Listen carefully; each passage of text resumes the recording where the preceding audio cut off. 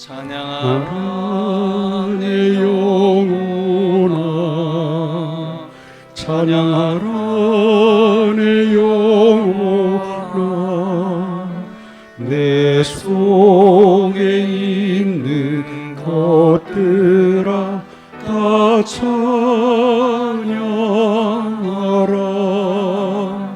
감사하라 내 영혼아, 감사하라 내 영혼아.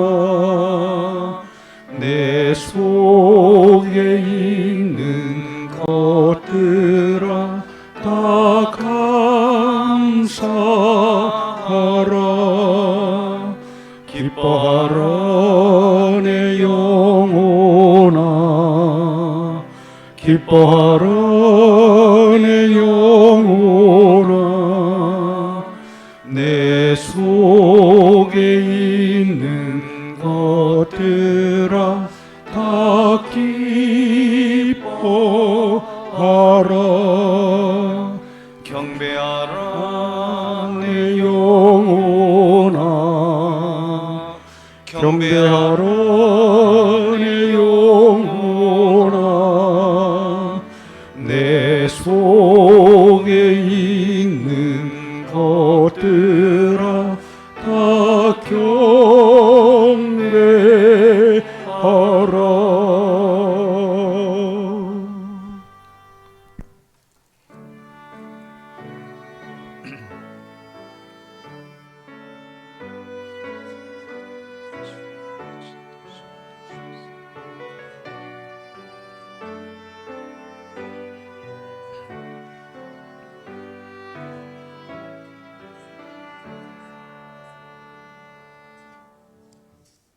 여호와는 나의 목자시니 내게 부족함이 없으리로다.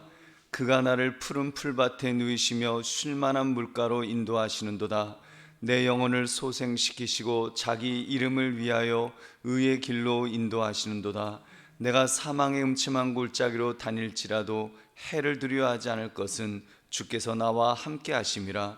주의 지팡이와 막대기가 나를 안위하시나이다. 아멘. 하나님 아버지 감사합니다. 오늘 이 거룩한 주일 주님께서 우리를 불러주셔서 또 이렇게 대면으로 최소의 인원이 나오고 또 이렇게 또 비대면을 통해서 영상으로 주 앞에 예배할 수 있도록 우리를 불러주심을 감사드립니다.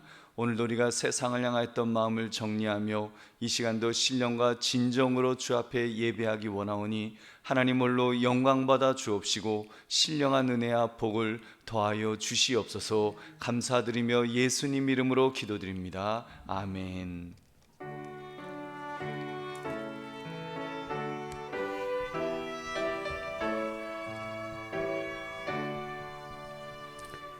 하늘에 가득 찬 영광의 하나님, 온 땅에 충만한 존귀하신 하나님, 생명과 빛으로 지혜와 권능으로 언제나 우리를 지키시는 하나님, 성부와 성자와 성령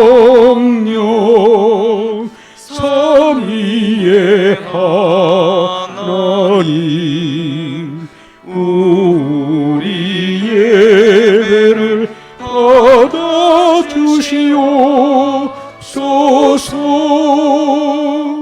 사랑이 넘치는 자비하신 하나님, 은혜가 충성한 구원의 하나님, 참회의 심령에 평안을 주시옵고 죄악과 허물을 용서하여 주소서.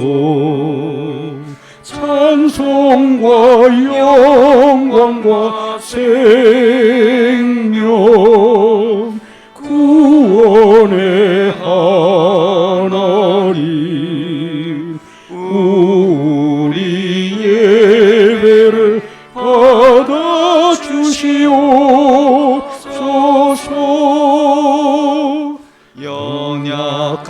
심령을 굳게 세워주시고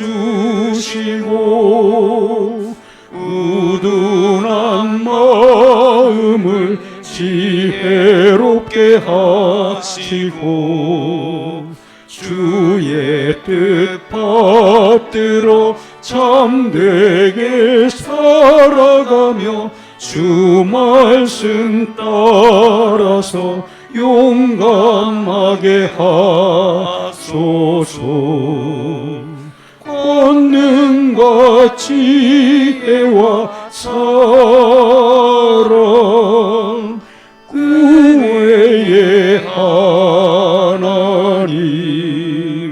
우리 예배를 받아주시옵소서.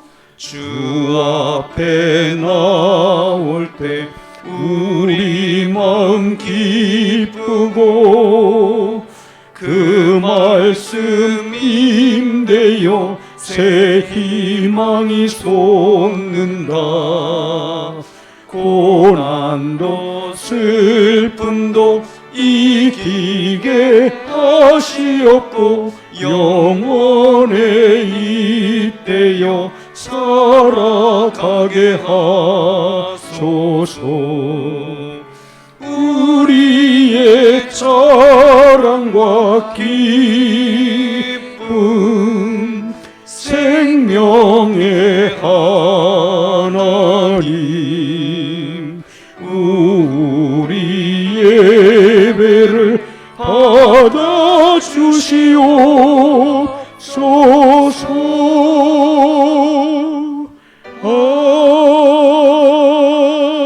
아멘. 사도신경으로 우리의 신앙을 고백하겠습니다. 전능하사 천지를 만드신 하나님 아버지를 내가 믿사오며 그 외아들 우리 주 예수 그리스도를 믿사오니 이는 성령으로 잉태하사 동정녀 마리아에게 나시고 본디오 빌라도에게 고난을 받으사 십자가에 못 박혀 죽으시고 장사한 지 사흘 만에 죽은 자 가운데서 다시 살아나시며 하늘에 오르사 전능하신 하나님 우편에 앉아 계시다가 저리로서 산자와 죽은 자를 심판하러 오시리라. 성령을 믿사오며 거룩한 공회와 성도가 서로 교통하는 것과 죄를 사하여 주시는 것과 몸이 다시 사는 것과 영원히 사는 것을 믿사옵나이다. 아멘. 앉으시기 바랍니다.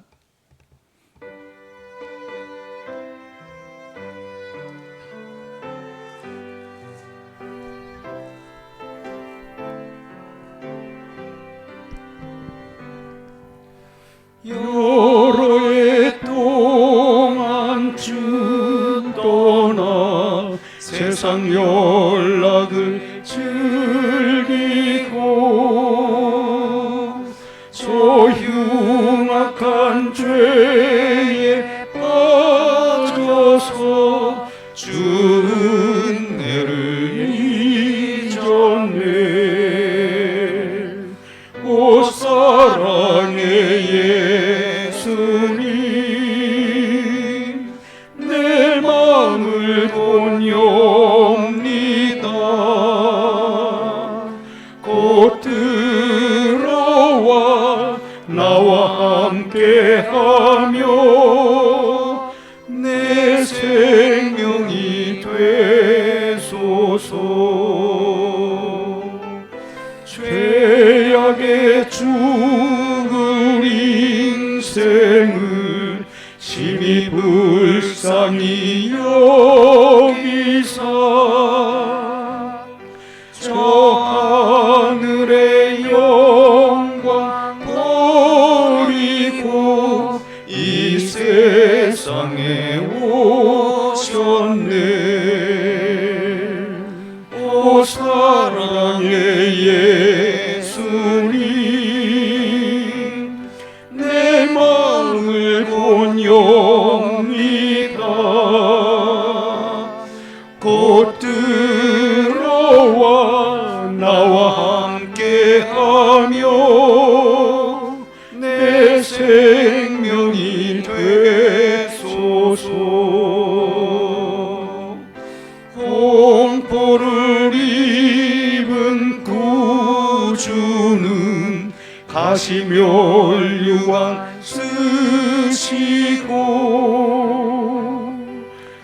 십자가 높이 달리사 그 아픔을 참았네. 오 사랑의 예수님, 내 마음을 권유합니다.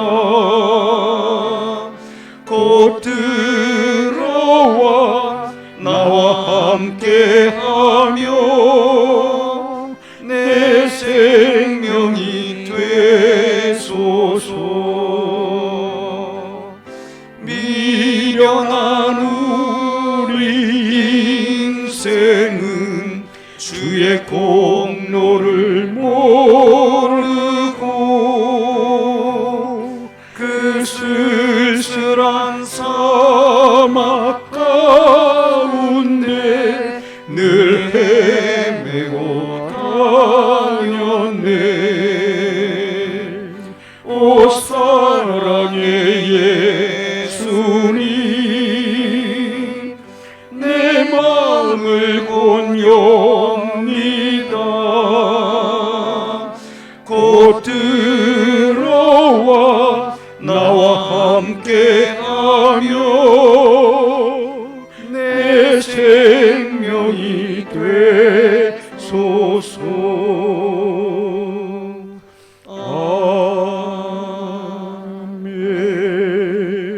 아멘. 하나님 아버지 감사합니다. 하나님께서 안식하시고 복되게 하신 거룩한 주일을 범하지 아니하고 아버지께 나와 예배할 수 있도록 인도하여 주심을 진심으로 감사합니다. 비록 적은 무리가 모여 예배할지라도 예배의 주인 되신 하나님이 함께 하실 줄 믿고 예배하오니 영광과 찬송 받아 주옵소서. 우리들은 하나님을 예배하는 예배자입니다. 우리 모두에게 성령으로 임하셔서 기쁨과 감사함으로 하나님을 영화롭게 해드리고 영과 진리로 예배하는 이 시간 될 수 있게 하여 주옵소서. 코로나가 창궐한 지 1년이 되었지만 여전히 한자리에 모여 예배하지 못하고 가정과 교회에서 마음을 같이하여 예배합니다. 우리를 지으신 목적대로 하나님의 이름을 찬송하오니 우리의 기쁨이 되시는 주님, 은혜와 사랑으로 하늘의 평안 내려 주옵소서. 하나님 아버지, 우리들은 죄악 중에서 태어났기에 죄를 지을 수밖에 없습니다. 믿음이 작아서 하나님이 원하시는 삶을 살지 못하고 삶의 무게로 아등바등 살아가고 있고 무엇보다도 말씀대로 살지 못한 것들을 주님께 참회하며 회개하오니 용서하여 주옵소서. 하나님 아버지, 피조물은 우리들은 남의 눈에 있는 티는 보면서도 우리 눈에 있는 들보는 깨닫지 못하는 우리가 아닌지요. 주님, 우리 눈에 있는 들보를 빼낼 수 있도록 도와주옵소서. 우리들은 하나님께 지은 죄는 용서받기를 원하면서도 정작 우리들은 용서하지 못하고 승리의 삶 살기를 원하는 우리가 되지 않게 하여 주옵소서. 예수님을 믿고 따른다고 하면서도 무엇이 우선인지 깨닫지 못하고 예배 드리기 위해 주님 전에 나아가고 있지만 허울뿐인 우리가 아닌지요. 주님, 우리 한광의 성도들 교회 마당만 밟고 다니지 않게 하여 주시고 가라지가 되지 않고 알곡 신자들이 다 될 수 있도록 믿음의 복을 주옵소서. 믿음은 들음에서 나며 들음은 그리스도의 말씀으로 말미암는다 하셨으니 오늘 주실 말씀 듣고 깨닫게 하사 믿음을 견고히 다지는 말씀의 시간 될 수 있게 하여 주옵소서. 코로나가 발생한 지 1년이 되었고 코로나 어려움 속에 국민들의 고통과 아픔이 계속되고 이어져 오고 있는 현실 앞에 또 경제적 불안까지 겹쳐 우리의 마음을 짓누르고 있습니다. 하나님 아버지, 기도하오니 진노 중이라도 국률 잊지 마시고 은혜 베푸사 이 나라 고쳐 주옵소서. 이 나라 살려 주옵소서. 이 나라 모든 사람들이 하나님 살아계심을 알게 하여 주옵소서. 우리 한광교회 머리 되신 주님, 한광교회가 지역사회를 하나님의 사랑으로 넓혀 구제와 선행과 복음으로 하나님의 사랑을 전하고 칭송받고 성장해가는 교회가 될 수 있게 하여 주시고, 무엇보다 하나님과 하나 되심과 같이 한광의 모든 부서들과 성도들이 주님께서 제자들이 하나가 되기를 원하시며 기도하셨던 것처럼 한광의 모든 공동체도 사랑으로 하나가 될 수 있게 하여 주옵소서. 세우신 담임 목사님 위에 성령의 충만함과 기름 부으시고 뜻을 세우시고 기도하시는 제목마다 응답하여 주시옵시며, 오늘도 담임에서 하나님의 말씀을 대언하실 때에 성령의 능력으로 붙잡아 주옵소서. 예배를 돕는 예배위원들과 찬양대와 반주자에 이르기까지 주님 앞에 충성하고 헌신이 나오니 그들에게 영육간의 강건함과 성령의 충만함을 주옵소서. 감사하옵고 예수 그리스도의 이름으로 간절히 기도하옵나이다. 아멘.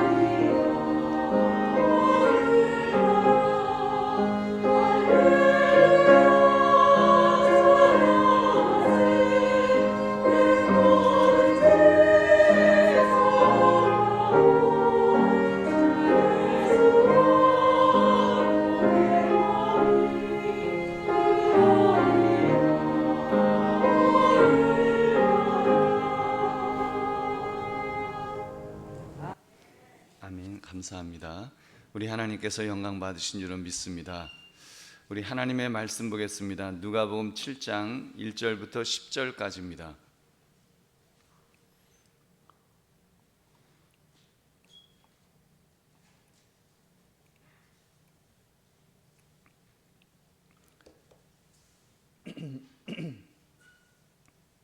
누가복음 7장 1절부터 10절까지 제가 하나님의 말씀을 읽겠습니다.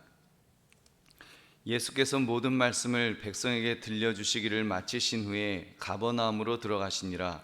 어떤 백부장의 사랑하는 종이 병들어 죽게 되었더니 예수의 소문을 듣고 유대인의 장로 몇 사람을 예수께 보내어 오셔서 그 종을 구해 주시기를 청한지라. 이에 그들이 예수께 나와 간절히 구하이르되 이 일을 하시는 것이 이 사람에게는 합당하니이다. 그가 우리 민족을 사랑하고 또한 우리를 위하여 회당을 지었나이다 하니 예수께서 함께 가실새 이에 그 집이 멀지 아니하여 백부장이 벗들을 보내어 이르되 주여 수고하지 마옵소서. 내 집에 들어오심을 나는 감당하지 못하겠나이다. 그러므로 내가 주께 나아가기도 감당하지 못할 줄을 알았나이다. 말씀만 하사 내 하인을 낫게 하소서. 나도 남의 수하에 든 사람이요 내 아래에도 병사가 있으니 이더러 가라 하면 가고 저더러 오라 하면 오고 내 종더러 이것을 하라 하면 하나이다. 예수께서 들으시고 그를 놀랍게 여겨 돌이키사 따르는 무리에게 이르시되 내가 너희에게 이르노니 이스라엘 중에서도 이만한 믿음은 만나보지 못하였노라 하시더라. 보내었던 사람들이 집으로 돌아가 보매 종이 이미 나아 있었더라. 아멘. 오늘 거룩한 주일에 주의절에 나와서 최소의 인원으로 또 가정에서 또 비대면 예배로 주 앞에 예배하시는 여러분들 위해 하나님의 크신 은혜와 복이 임하시기를 주님의 이름으로 축원합니다. 오늘 여러분과 함께 나눌 말씀은 백부장 그는 칭찬 듣는 사람이었다. 백부장 그는 칭찬 듣는 사람이었다는 제목으로 함께 은혜를 나누고자 합니다. 여러분, 국민일보에 이런 제목의 칼럼이 있었습니다.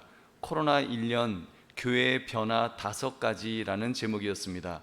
그 내용 중에 5번째 변화가 반기독교 문화의 엄청난 확산이 있었다는 이런 내용이었습니다.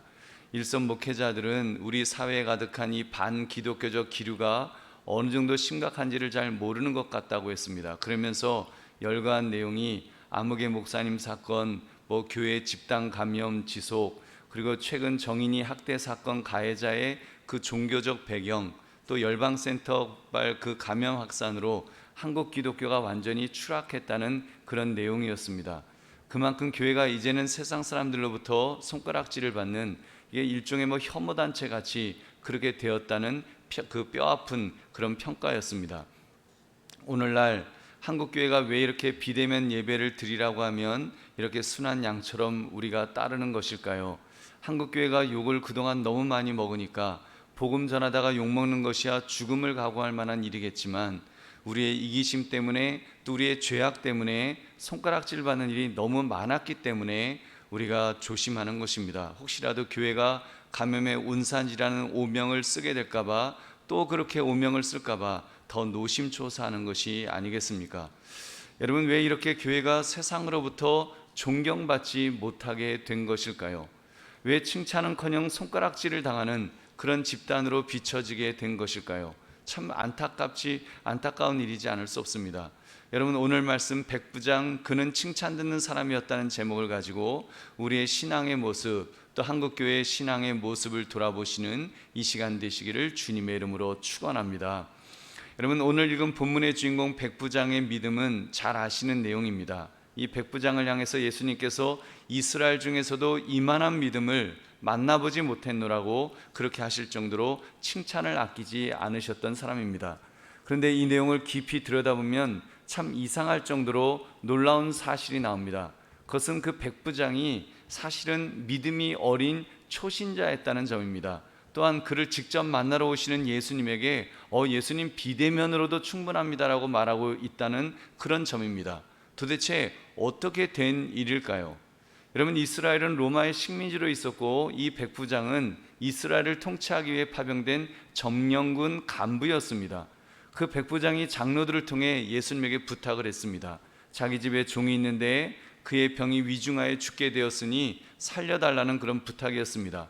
아마도 백부장은 굉장히 자상하고 사랑이 많은 사람이었을 것입니다. 그러니까 자기 집에서 일하는 종, 즉 노예의 병을 고쳐보겠다고 이스라엘의 장로들을 통해 예수님에게 부탁한 것이 아니겠습니까? 그리고 더 놀랍게도 장로들이 팔을 걷어붙이고 도와주려 했다는 사실입니다. 사실 백부장이란 이스라엘을 침략하여 식민지로 삼은 로마의 군인이었습니다. 점령군이었습니다. 민족 정신이 투철했던 유대인들이라면 더구나 이 장로 같은 이 지도자급의 사람들은 대부분 반로마 사상을 가지고 있었습니다. 로마를 상대로 항전하려는 마음이 있었을 텐데 백부장을 돕겠다고 더군다나 또 예수님께 찾아와서 이렇게 아쉬운 소리를 하는 것일까요? 그 이유를 들어보십시오. 누가복음 7장 5절, 그가 우리 민족을 사랑하고 또한 우리를 위하여 회당을 지었나이다 하니, 이 백부장은 여느 침략자들과 다르게 유대인들에게 잘 대해 주었다는 것입니다. 특히 회당을 지어줄 정도로 유대 민족을 사랑하고 존중하고 여호와 하나님에 대한 신앙심을 가지고 있음을 증언해 주었던 것입니다. 그만큼 그가 겸손했다는 것이지요. 그리고 유대교에 대한 신앙심 또한 무척 깊었음을 보여주는 것입니다. 그 이야기를 들은 예수님께서 쾌히 승낙하였습니다. 그래, 내가 가서 고쳐주리라. 그리고는 그 백부장의 집을 향해 길을 떠나셨습니다. 그런데 예수님이 자기 집으로 오신다는 소식을 들은 백부장이 예수님께 급히 그 친구들을 보내었습니다. 본문과 병행이 되는 마태복음에는 백부장이 직접 와서 말씀드렸다고 기록합니다. 마태복음 8장 8절부터 9절 말씀. 백부장이 대답하이르되 주여, 내 집에 들어오심을 나는 감당하지 못하겠사오니 다만 말씀으로만 하옵소서. 그러면 내 하인이 낫게 싸움나이다. 나도 남의 수하 있는 사람이요 내 아래에도 군사가 있으니 이더러 가라 하면 가고 저더러 오라 하면 오고 내 종도로 이것을 하라 하면 하나이다. 한마디로 예수님께서 직접 오실 필요 없다는 이야기였습니다. 그냥 말씀만 하셔도 그 명령만 하시면 나을 줄을 믿는다는 것입니다. 왜요? 자기도 부하를 거느려 보니까 명령 내리면 부하들이 척척 그 순종하고 따르는 것을 보았습니다. 하물며 예수님은 하나님의 아들이신데 명령만 하시면 하인의 병이 당연히 나을 것을 믿는다고 고백한 것입니다. 예수님께서 그 백부장을 향해서 크게 칭찬하였습니다. 누가복음 7장 9절 말씀. 예수께서 들으시고 그를 놀랍게 여겨 돌이키사 따르는 무리에게 이르시되 내가 너에게 이르노니 이스라엘 중에서도 이만한 믿음은 만나보지 못하였노라 하시더라. 아멘. 백부장의 믿음이 최고의 믿음이라고 이렇게 칭찬해 주셨던 것입니다.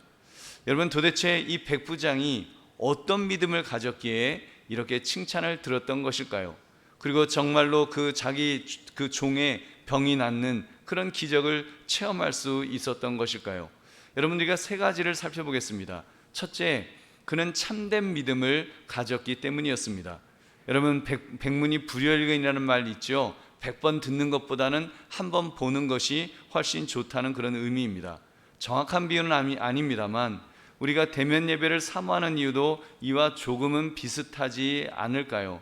하나님 앞에 예배 드리는데 직접 예배당에 와서 찬양하고 기도하고 말씀을 듣는 그런 대면 예배를 드려야 예배 드린 것 같은 그 흡족함이 있습니다. 왠지 손바닥만한 핸드폰으로 예배의 장면을 보며 그냥 그렇게 드리는 예배는 흡족하지 못한, 무언가 2% 부족한 그런 예배 같은 아쉬움이 느껴지는 것입니다.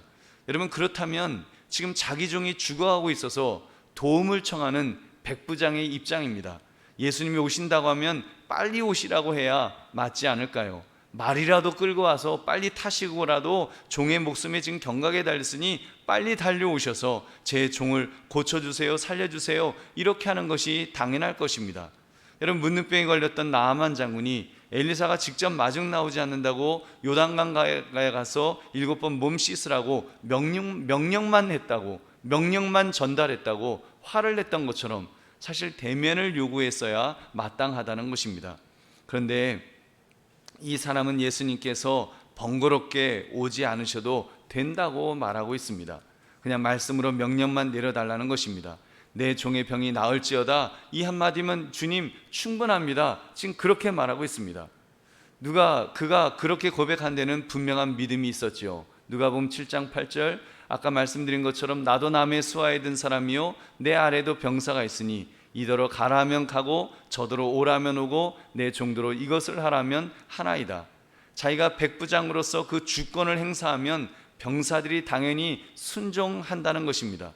마찬가지로 우주 만물의 주관자가 되신 예수님께서 나을지어다 명령 내리면 꼭 직접 방문하지 않으셔도 만물이 순종할 줄을 믿는다고 그는 그렇게 말합니다. 나의 종의 병이 나을 줄 믿습니다, 이렇게 고백했던 것입니다. 얼마나 멋진 믿음의 고백인지요. 여러분, 그렇습니다. 믿음은 그런 것입니다. 여러분, 믿음은 꼭 직접 눈으로 보아야 하는 것이 아닙니다. 실상으로 증명이 되어야 되는 것도, 여러분 실상으로 증명이 된 것, 증명된 것을 믿는 것은 믿음이 아니죠. 히브리서 11장 1절 2절 믿음은 바라는 것들의 실상이요 보이지 않는 것들의 증거니 선진들이 이로써 증거를 얻었느니라. 여러분 믿음은 늘 그런 원리로 작동을 합니다. 아브라함이 아비 친척집을 떠나 하나님께서 지시하시는 땅으로 가라고 하셨을 때 그는 갈 바를 알지 못하고 떠났다고 했습니다. 주소가 있는 것도 아니었고 내비게이션에 안내가 있는 것도 아니었습니다. 딱 한 가지 하나님의 약속의 말씀만 있었습니다. 내가 젖과 꿀이 흐르는 땅으로 너를 인도하리라, 너에게 그 땅을 주리라, 너의 자손에게 그 땅을 주리라, 그런 약속밖에 아무것도 없었습니다. 그 약속을 믿는 것이 믿음이라는 것입니다. 그때 아브라함은 믿음이 있었기 때문에 실상인 것처럼 붙들었습니다. 믿음은 보이지 않는 것들의 증거로 그렇게 믿음을 그렇게 붙들었던 것입니다. 여러분 오늘 본문의 백부장도 지금 마찬가지입니다. 꼭 예수님이 직접 오시지 않아도 말씀만 하셔도 그 선포된 말씀이 실상이 될 것을, 증거가 될 것을 그는 믿었던 것입니다. 즉 예수님의 말씀으로 자기의 종이 나을 것을 믿었습니다. 심지어 오시지 않으셔도 멀리서 말씀만 하셔도 그리 될 것을 믿었습니다. 그리고 그 종은 그 믿음대로 회복된 줄로 믿습니다. 할렐루야.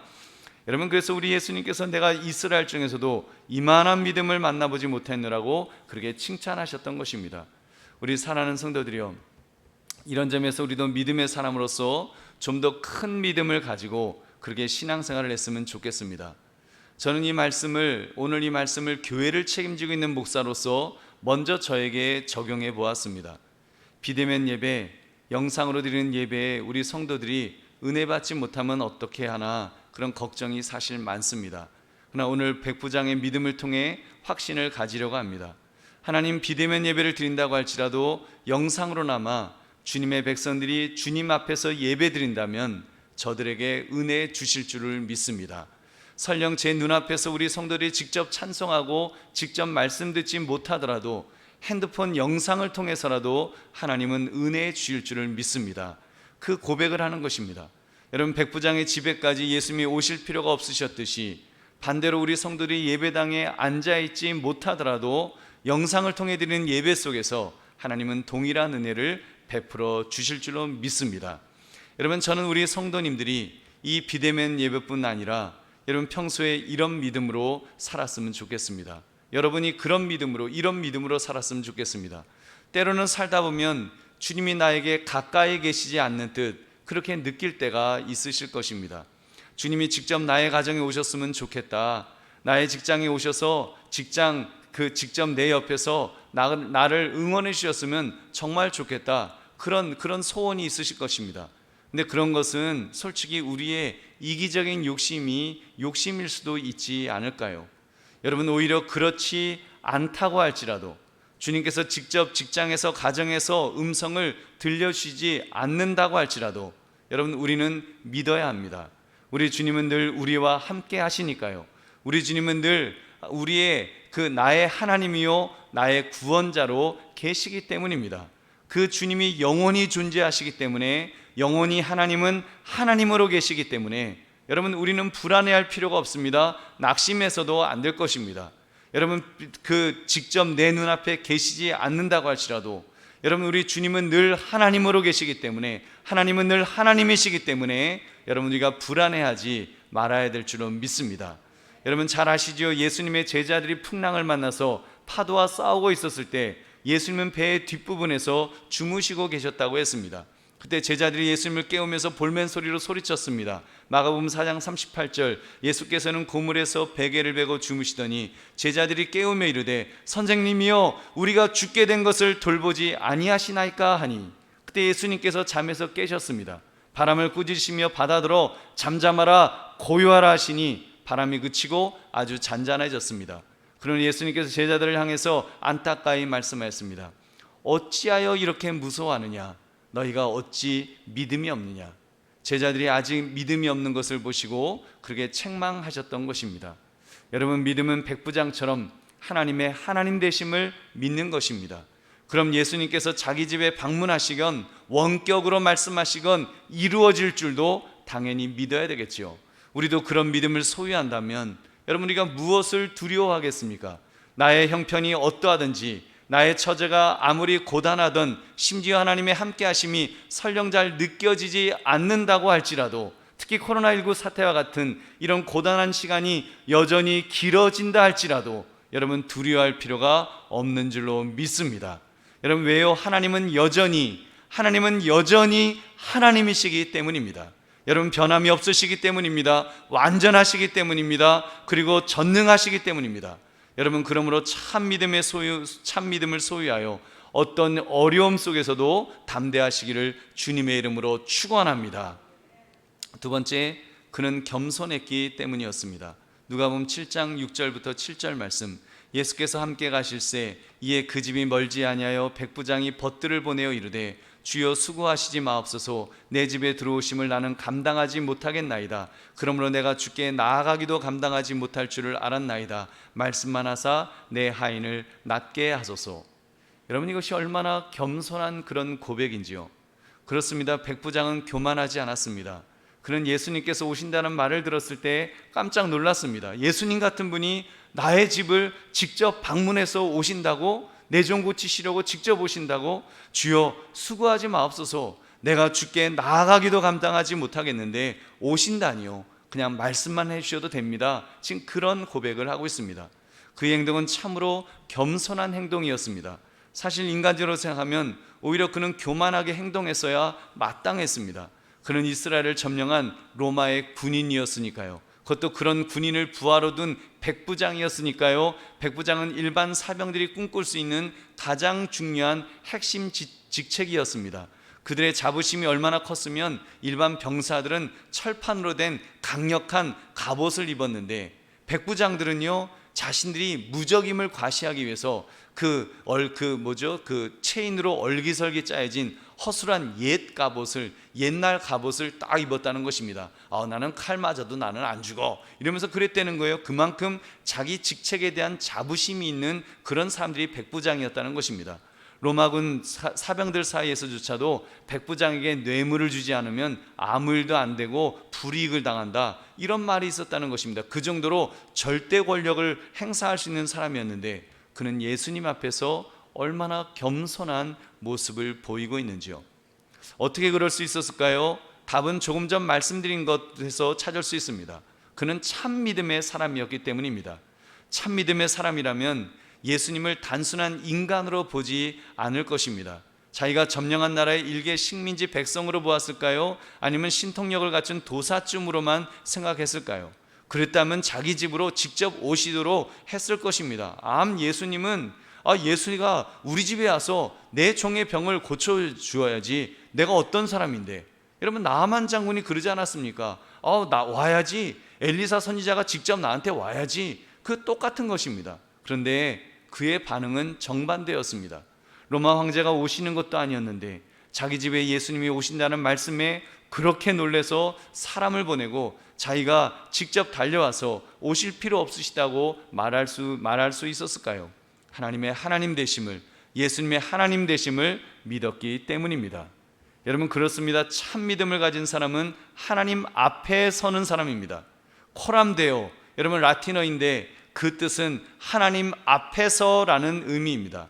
종교개혁자들은 이 코람데오를 종교개혁의 표어 중에 하나로 그렇게 삼았습니다. 하나님 앞에서. 여러분, 하나님 앞에 선 인간은 겸손하지 않을 수가 없습니다. 왜냐하면 자기가 누구인지를 깨닫게 될 것이기 때문입니다. 하나님은 창조주시고 나는 피조물이라, 나는 하찮은 존재라, 절대적으로 그 창조주에게 종속된 그런 존재임을 깨닫게 될 것이기 때문입니다. 그래서 백부장에 대해 성 어거스틴은 이렇게 말했습니다. 그리스도께서 자기 집안에 들어오심을 감당치 못한다고 자처하였으므로 그리스도께서는 그의 마음에 들어가시기에 합당한 자로 여기셨다. 여러분, 결국 그는 겸손함으로 예수님을 자기 집에 모시지 않았으나 대신 그의 마음에 모셨음에 틀림없습니다. 여러분, 그래서 정말 예수님께서 그를 보시고 정말 이만한 믿음을 내가 본 적이 없노라, 그렇게 말씀하셨습니다.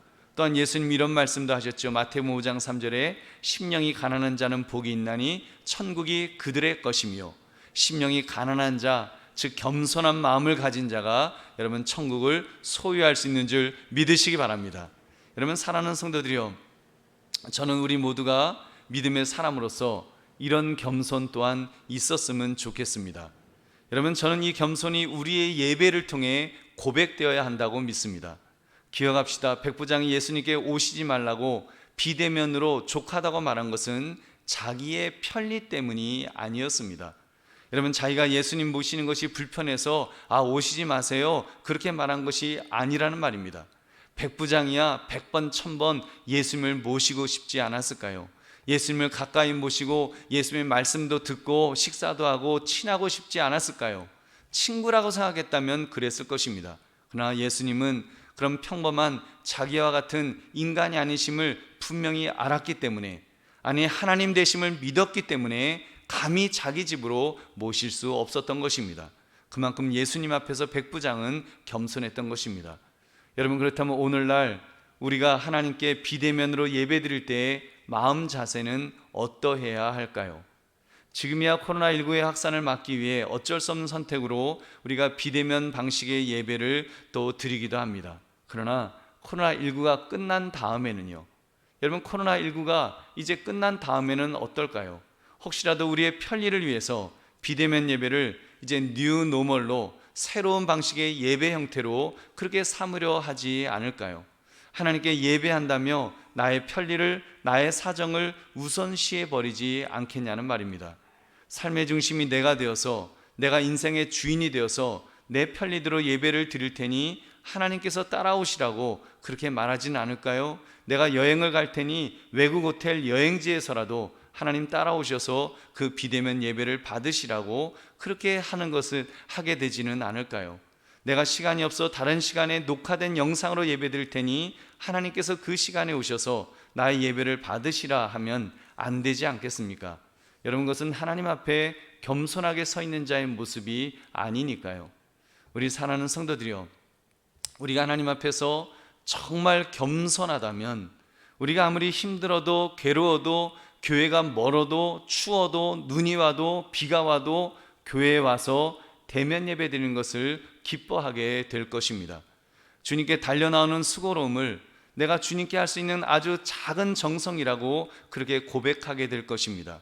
여러분 생각해 보십시오. 만약 대통령을 매주 정례적으로 만나기로 했다면 내 편리를 위해 때로는 전화로 때로는 카톡으로 연락하겠습니까? 여러분 아니면 내 인생 최우선 순위를 대통령 면담으로 잡아놓고 매주 그 시간이면 어김없이 청와대로 달려가시겠습니까? 그리고 그렇게 청와대로 달려가는 시간을 즐거워하고 자랑스러워하고 그날에 비가 오고 눈이 왔으면 그런 날도 난 어김없이 대통령과 정례적으로 만남을 가졌노라고 더 자랑스러워하지 않을까요? 여러분 하물며 우주 만물을 말씀으로 창조하신 우리 하나님 아버지를 만나는 그런 시간이겠습니까? 예배는 하나님을 정례적으로 만나기로 한 하나님과의 약속 시간입니다. 그 예배를 내 인생의 가장 귀한 것으로 여겨야 합니다. 그 예배를 내 인생의 가장 감격하는 시간으로 여겨야 됩니다. 왜냐하면 하나님께서 나 같은 자를 만나주시는 시간이기 때문입니다. 그 하나님 앞에서 더 겸손해집시다. 그런 마음으로 늘 주님 앞에 나아갑시다. 그리고 또 말씀드립니다만 설령 내가 기도했는데 당장 응답이 없는 것 같더라도 여러분 우리 인간적으로 삐지지 마시고 투정 부리지 마시고 우리 감사합시다.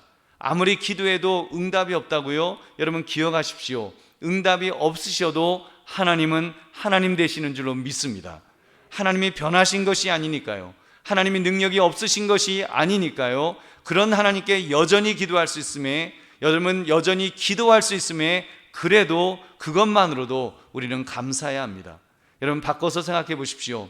아무리 기도해도 응답이 없다고 서운해하지 마시고 그렇게 또 부탁하고 또 부탁하고 또 부탁해도 또 기도하고 또 기도하고 또 기도해도 나를 내치지 않으심에 그것 또한 감사하시기 바랍니다. 그 정도로 우리가 엎드려야 됩니다. 그 정도로 우리가 정말 하나님 앞에서는 겸손해야 됩니다. 그런 자를 하나님은 기뻐하시고 은혜와 복을 부어주십니다. 여러분 그러므로 하나님의 하나님 되심에 하나님 앞에서 늘 겸손하시기를 주님의 이름으로 축원합니다. 세 번째, 그는 이웃사랑을 실천했기 때문이었습니다. 여러분 오늘 백부장 이 사건에서 우리가 자칫 간과할 수 있는 부분이 이웃사랑 섬김입니다. 백부장이 예수님으로부터 칭찬까지 듣는 큰 믿음의 사람이었다는 것은 잘 아셨을 것입니다. 근데 사실은 예수님으로부터만 칭찬 들은 것이 아니라 이스라엘 백성들로부터 칭찬 들었다는 사실입니다. 누가복음 7장 3절, 예수의 소문을 듣고 유대인의 장로 몇 사람을 예수께 보내어 오셔서 그 종을 구해 주시기를 청한지라. 5절에 보니까 그가 우리 민족을 사랑하고 또한 우리를 위하여 회당을 지었나이다 하니, 여러분 놀라운 일이 아닙니까? 그 로마 백부장이 유대 민족을 사랑했다는 것입니다. 더구나 회당을 지어주었다. 요즘 말로 하면, 우리말로 하면 일본 순사가 한국 교회를 위해서 교회당을 예배당을 지어주었다. 지금 그런 이야기입니다. 여러분 어떻게 그럴 수 있었을까요? 이게 말도 안 되죠. 여러분 그는 참 믿음의 사람이었으니까요 가능했던 것입니다. 그는 참으로 겸손한 사람이었기 때문에 가능했던 것입니다. 그래서 예수님으로부터만 칭찬 들은 것이 아니라 이스라엘 사람들에게까지 칭찬을 들었습니다. 이웃사랑을 통해 이웃으로부터 칭찬 들었던 것입니다. 할렐루야. 우리 사랑하는 성도들이여, 제가 서두에 코로나 1년 교회 변화 5가지라는 국민일보 기사를 말씀을 드렸습니다. 그 기사 말미에 이런 결론이 제시되어 있었습니다. 한국교회가 세상 사람들로부터 그렇게 욕을 먹고 있는데 언론 정부 탓할 시간이 없다는 것입니다. 그 반전의 실마리는 최근 대한예수교장로회 합동이 발표한 설문조사가 말해준다는 것입니다. 그것은 바로 성도들이 한국교회 혁신의 최우선 과제로, 우리 한국교회 혁신의 최우선 과제로 교회의 공공성을 뽑았다는 그런 통계를 들면서 교회의 공공성을 제시했습니다. 여러분 교회의 공공성, 교회는 사조직 같은 어느 특정인들을 위한 단체가 아니라는 것입니다. 교회는 예수 믿는 사람이면 누구든지 와서 함께 예배드리는 곳이죠. 그러니까 엄밀히 말하면 그 교회가 있는 지역 주민 모두가 예수님을 믿는다면 그 교회는 100% 그 지역 주민을 위한 교회가 되겠지요. 그런 점에서 교회는 잠재적으로 모든 사람의 교회이기 때문에 공공성이 있음에 틀림없습니다. 그래서 재개발을 할 때 그 재개발 지역에 있는 교회를 조합이 지어줘야 한다는 것이 지금은 상식처럼 되어 있습니다. 처음 우리나라 재개발이 도입되었을 때는 사실 갈등도 많았습니다. 그래서 재개발 지역에서 강제로 쫓겨나는 교회들도 있었고, 교회가 철거될 뿐 아니라 새로 개발된 땅을 엄청나게 비싼 가격에 그렇게 사도록 그렇게 강요되기도 했었습니다. 그런 문제로 갈등이 너무 많아져서 천주교를 비롯해서 교회들이 문제 제기를 했고, 서울시가 연구 끝에 서울시 부시장령에 보고서를 냈습니다. 교회는 사적인 집단이 아니라 지역 주민을 위한 공공성이 있으니 보상을 하는 것이 마땅하다, 이런 내용입니다. 여러분 실제로 거의 모든 교회가 각각 속한 지역에서 공공성의 역할을 합니다. 구제 사업도 많이 하고 교육 사업도 많이 하고 어르신들도 섬기고 사회의 그늘진 부분에 대해 그 어느 기관들보다도 관심을 많이 쏟고 있습니다. 심지어 교회에서 카페를 하더라도 이익을 내려고 하지 않습니다. 설령 이익이 나더라도 장학금으로 사용하거나 하지 교회가 영리를 취하지 않습니다. 그러니까 정부에서도 문화체육부에 비영리 단체로 그렇게 등록되어 있는 것입니다. 여러분 사랑하는 성도들이여, 백부장이 유대 공동체에게 인정받고 칭찬 들었던 것처럼 여러분 교회는 그리고 믿는 사람들은 교회의 공공성을 위해서 더 애를 써야 할 것입니다.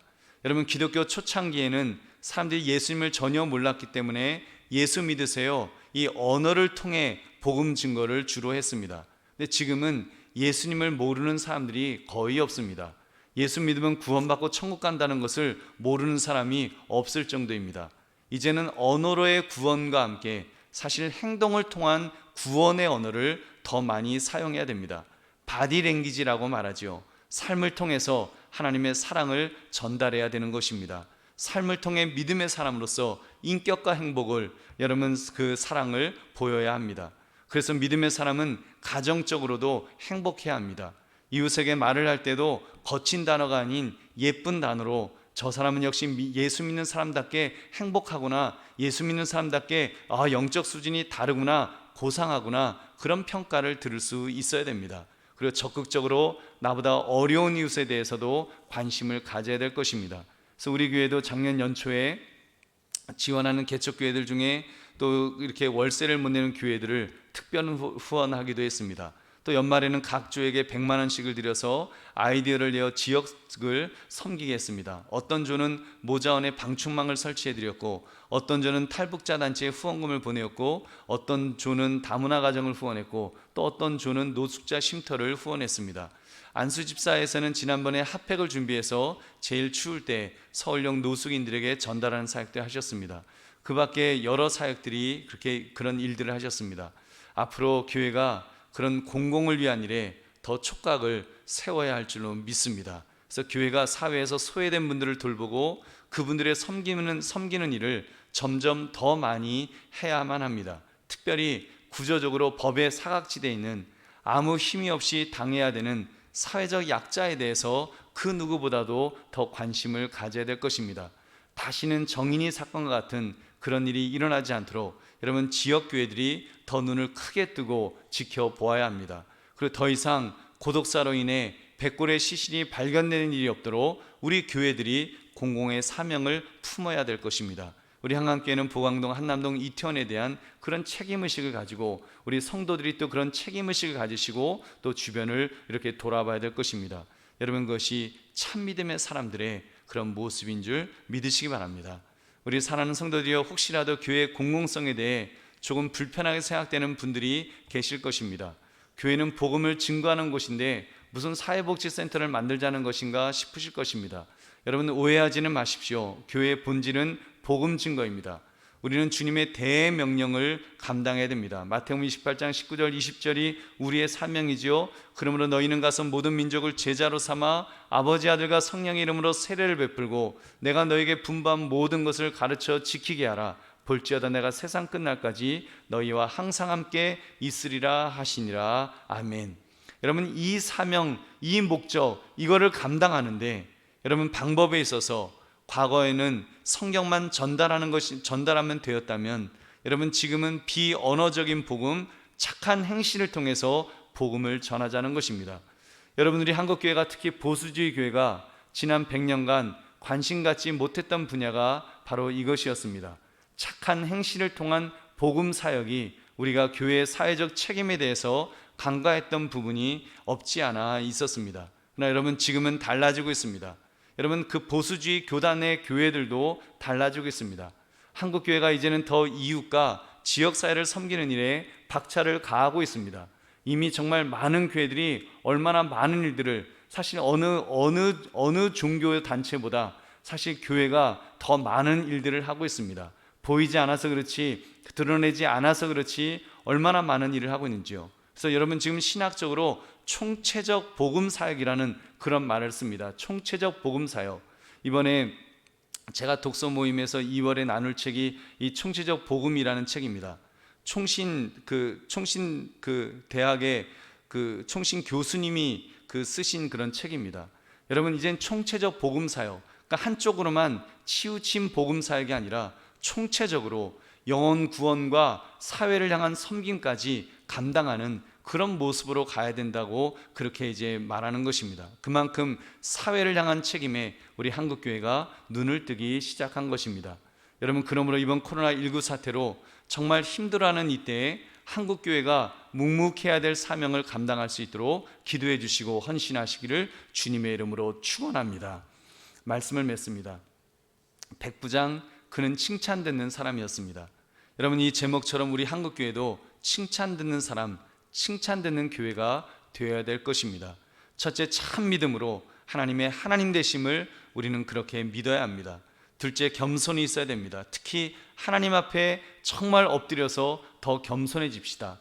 또 이웃을 향해서도 더 겸손해집시다. 그래서 셋째, 이웃 사랑을 실천해서 이제는 세상으로부터 인정받고 칭찬 들을 수 있는 그런 성도, 그런 교회를 세워나갑시다. 그래야 닫혀진 복음의 문이 다시 열릴 줄로 믿습니다. 그래야 닫혀진 복음의 문을 다시 열 수 있습니다. 여러분, 그러므로 말씀의 제목, 백부장 그는 칭찬 듣는 사람이었다, 이 제목처럼 주님으로부터 그리고 세상으로부터 더 칭찬 들을 수 있는 우리 모든 성도, 교회가 되시기를 주님의 이름으로 축원합니다. 기도하겠습니다. 오늘 말씀 생각하시면서 하나님, 그런 교회 될 수 있도록 또 그런 성도 될 수 있도록 우리를 붙들어 주옵소서. 우리 함께 기도하겠습니다.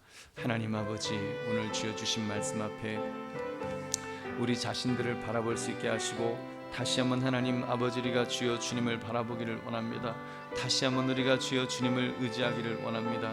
하나님 아버지, 우리 안에서 하나님 아버지, 우리의 그런 모습 속에서 더욱 하나님 바라며 하나님 의지하며 하나님 아버지, 하나님의 사람으로서 이렇게 살아갈 수 있도록 주여 우리 모두에게 은혜를 다하여 주시옵소서. 주께서 함께하여 주시옵소서. 주께서 은혜 베풀어 주시옵소서. 그래서 하나님 기뻐하시는 교회, 하나님이 원하시는 그런 교회로 우뚝 서나갈 수 있는 주여 우리 모두가 될 수 있도록 주여 함께 하시며 주여 인도하여 주시옵소서. 함께 주시옵소서. 하나님 아버지, 오늘 말씀을 통해서 백부장 그는 칭찬되는 사람이었다는 이 말씀에 우리도 도전받기를 원합니다. 우리도 참 믿음을 가지고 하나님의 하나님 되심을 믿음으로 주님으로부터 칭찬 들을 수 있도록 주님으로부터 능력을 체험할 수 있는 그런 믿음의 사람들 될 수 있도록 우리 모두를 붙들어 주시옵소서. 겸손함으로 하나님 앞에 엎드리게 하시고 또 이웃을 겸손함으로 섬길 수 있도록 주님 은혜 주시기를 원합니다. 그래서 하나님 참으로 이웃사랑을 잘 실천해서 정말 교회가 총체적 복음을 들고 세상을 향하여 나아갈 수 있는 우리 모두가 될 수 있도록 주님 함께하여 주시옵소서. 주께서 은혜 베풀어 주시고 인도하실 줄 믿사오며 예수님 이름으로 기도드립니다. 아멘.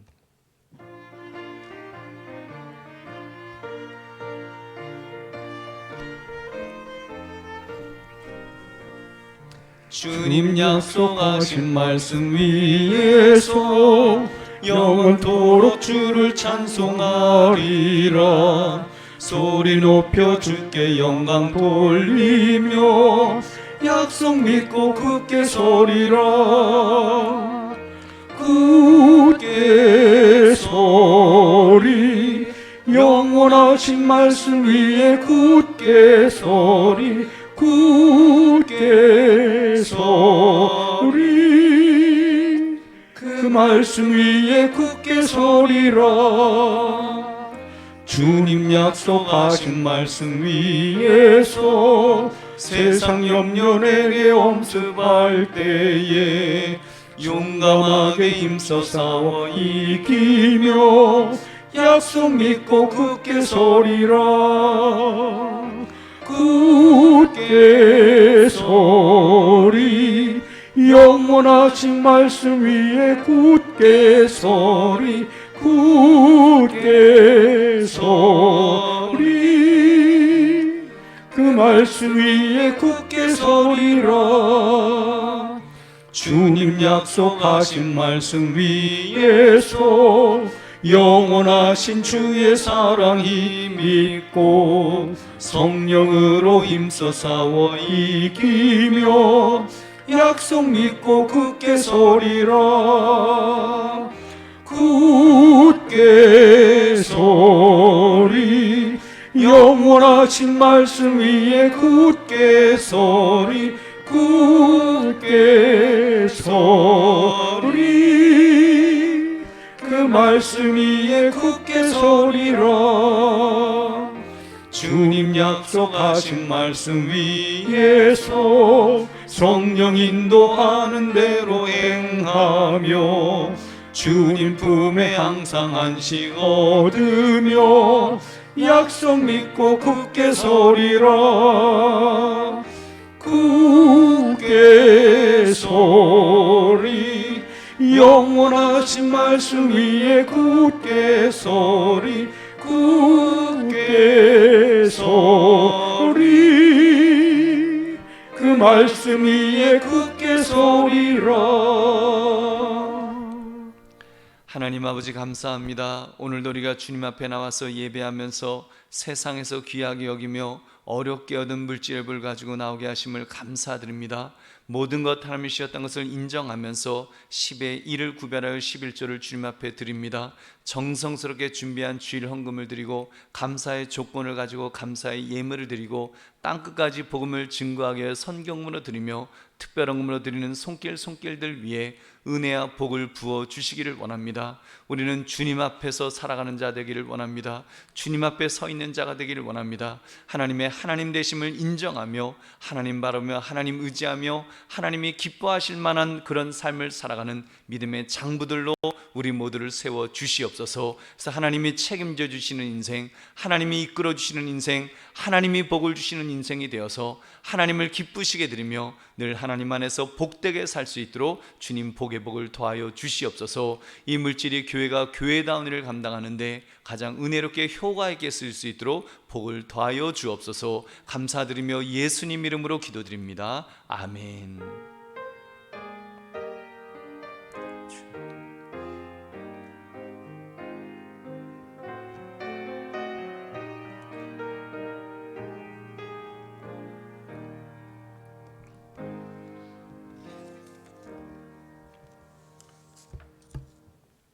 주님의 이름으로 여러분을 축복합니다. 사랑합니다. 여러분 코로나 시대에 더 건강하시기 바랍니다.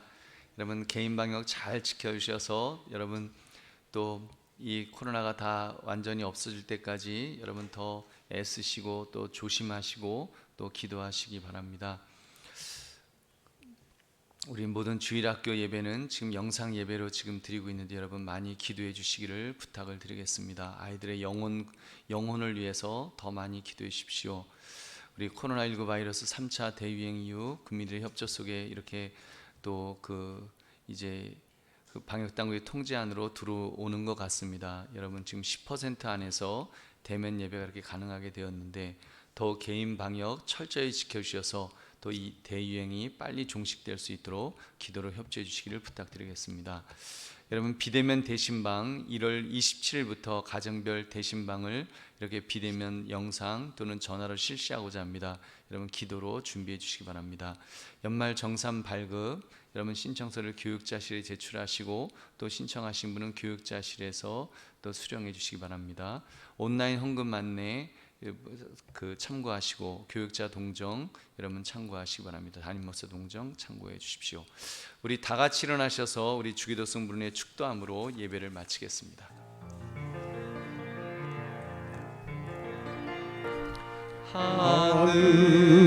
하늘에 계신 아버지 이름 거룩하사 주님 나라 임하시고 뜻이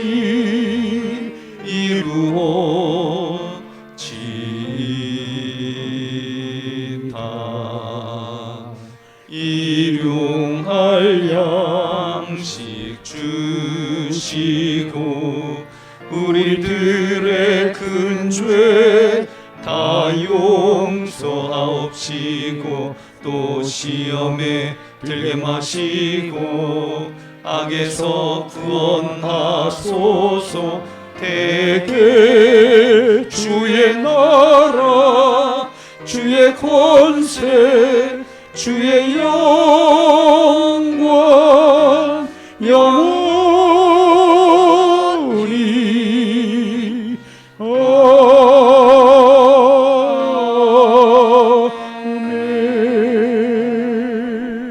아멘.